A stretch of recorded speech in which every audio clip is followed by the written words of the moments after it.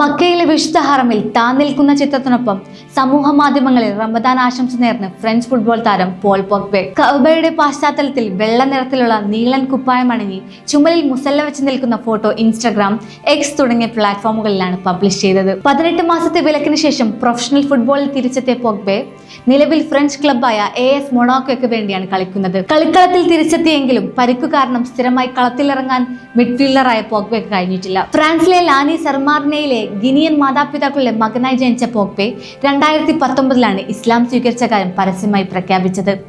അതിനും വർഷങ്ങൾക്ക് മുമ്പ് തന്നെ താരം മുസ്ലിം ആയിരുന്നു എന്നാണ് സൂചന. 2017 പോഗ്ബെ ഉംറ നിർവഹിച്ചിരുന്നു എന്ന് ചില മാധ്യമങ്ങൾ റിപ്പോർട്ട് ചെയ്തിരുന്നു. 2019 താരം ഉംറയ്ക്കായി മക്കയിലെത്തി. മാതാവ് ഇസ്ലാം മത പശ്ചാത്തലത്തിൽ നിന്നുള്ള ആളായിരുന്നെങ്കിലും ചെറുപ്പം മുതൽക്കേ മതമില്ലാതെയാണ് പോഗ്ബെ വളർന്നത്. ചില സുഹൃത്തുക്കൾ വഴിയാണ് ഇസ്ലാമിന്റെ മഹത്വം മനസ്സിലാക്കിയതെന്നും ഇസ്ലാം സ്വീകരിച്ച ശേഷം കൂടുതൽ സമാധാനം ലഭിച്ചതായും താരം വ്യക്തമാക്കിയിട്ടുണ്ട്. തന്റെ ലോകവീക്ഷണത്തെ കാര്യമായി മാറ്റാനും കൂടുതൽ നന്ദിയും വിനയവും പുലർത്താൻ ഇസ്ലാം സഹായിച്ചതായി പോഗ്ബെ പറയുന്നു. ദിവസവും 5 നേരം താൻ പ്രാർത്ഥിക്കാറുണ്ടെന്നും മുമ്പ് ലഭിച്ചിട്ടില്ലാത്ത എന്തോ ഒന്ന് ഇസ്ലാം വഴി തനിക്ക് ലഭിച്ചുവെന്നും ഒരു അഭിമുഖത്തിൽ പോഗ്ബെ വ്യക്തമാക്കി.